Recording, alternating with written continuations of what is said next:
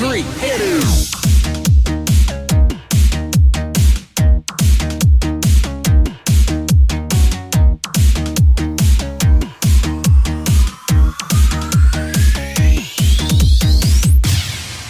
Đời ai không một lần biết yêu, và anh cũng đã từng biết yêu. Người mà anh yêu chính là em, người làm anh khóc cũng là em. Ngày em buông hàng ngàn lý do, rồi em đi chẳng cần đắn đo. Là ngày anh hiểu trong trái tim, em chưa từng tồn tại bao giờ.